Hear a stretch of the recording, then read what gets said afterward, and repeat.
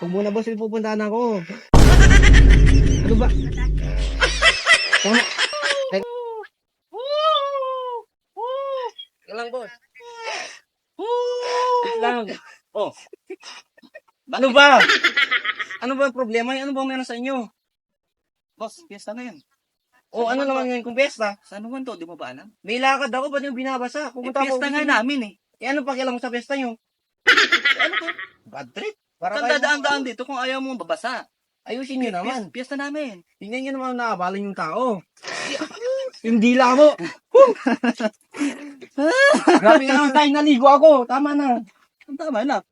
Kung ayaw mo mabasa, huwag kang dadaan dito. Eh ano bang paki... Sa luwang may karapatan akong ano, dumaan sa ano. Hindi ka pa pinapanganak, tradisyon na namin to. Anong pakialam nyo? Eh yung trabaho ko, naabalan nyo. Anong pakialam ko sa trabaho mo? Ang tanong. Anong pakialam ko sa trabaho mo? Anong pakialam ko sa piyesta nyo? Ano ba yan ka? Bad trip? Oh, bakit? Oh, anong meron ba kasi andito? Ano ba kasi meron ngayon? Piyesta na Yung binabasa. Piyesta dito, boss. Yung mga yung damit ko, malilate na ako. Yung dila mo, nakakainis. Parang, ano, malilate na ako sa trabaho eh. Tradisyon kayo dyan. Papiesta na. Piyesta dito. Ano Oh, mo alam? anong pakialam sa piyesta niyo? Alam ko, bakit? O dapat di ka doon dumaan.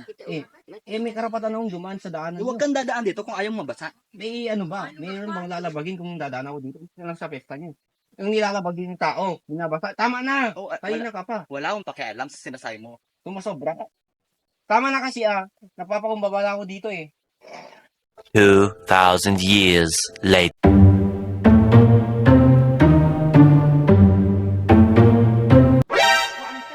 Sila Kian din mahala.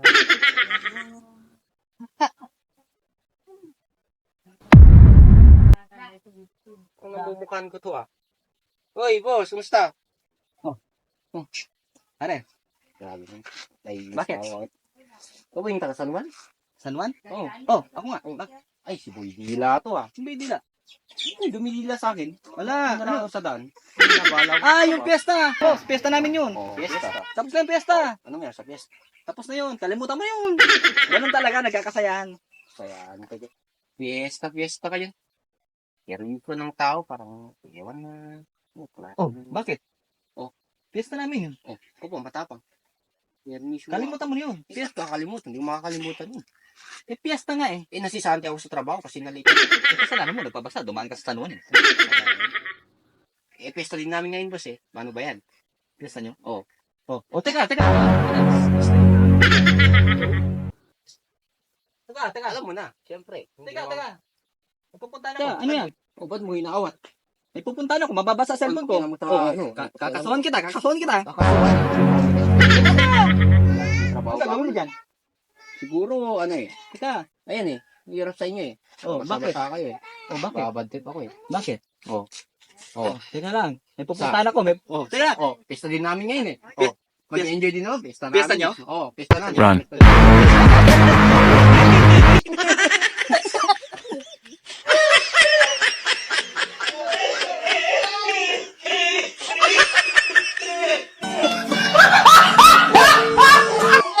Behind the scene. Gusto nyo pala ng bata. Ano?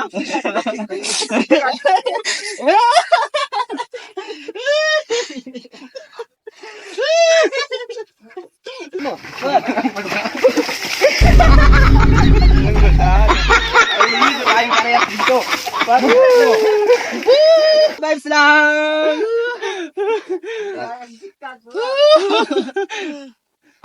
Para sa lahat is, ang pinaka-importante sa lahat is respeto sa bawat isa. So, para doon kay Boy Dila, kung talagang piyesta nila, tradisyon nila, dapat ilagay nila sa lugar. Siyempre, mahirap naman. Malay mo yung tao is nagmamadali or may pupunta na napaka-importante pala, tapos ganun na mangyayari. So, paano yun? Uuwi muna siya. Nagmamadali nga siya, di ba? Para sa akin, kung sa tradisyon naman, nire-respeto yung tradisyon ng bawat isa. Pero Tama, kung sa tradisyon dapat may limitasyon din yung pag-celebrate. Kasi Tama. yung napansin ko kasi sa nangyari doon sa viral na video. Tama. Ang galing. Kumbaga below the belt. Kasi pwede namang magbasaan yung mga tao doon, yung mga nakatari doon. Huwag lang idamay yung mga motorista. Sobra naman kasi minsan yung mga nasakyan, ino-open pa. Oo, di ba? Sobra naman kasi parang hindi na normal. Tama, Kasi hindi na damay lahat nila. Hindi ba pwedeng kung magse-celebrate, siyempre kayo, ikaw, tradisyon nyo yung ganung basaan, dapat kayo-kayo lang. Pwede. Huwag yung idamay yung Wag na nada. At saka, lahat naman ng sobrang masama, di ba? Oo. So, good vibes lang, guys! Sira ba ang cellphone nyo or may sira ba ang cellphone nyo? Wag na po kayo mag-alinlangan. Nandito lang po yan. Shout out nga pala dito kay Kuya Boss dahil nga nasira ang ating cellphone. Hindi tayo agad nakapag-edit kanina. Grabe guys, napakasulit niyang gumawa at napakamura pa niyang maningil. What? Dito lang po yan guys sa San Mariano Bayan, Barangay Zone 1. Katapat po yan guys ng Royal Class. Ayan po. Ipunta nyo lang po dito kung meron po kayong cellphone na ipapaayos. Promise po, hindi po kayo magsisisi sa ipapagawa nyo or sa ipapaayos nyo. Yun lang. Bye-bye!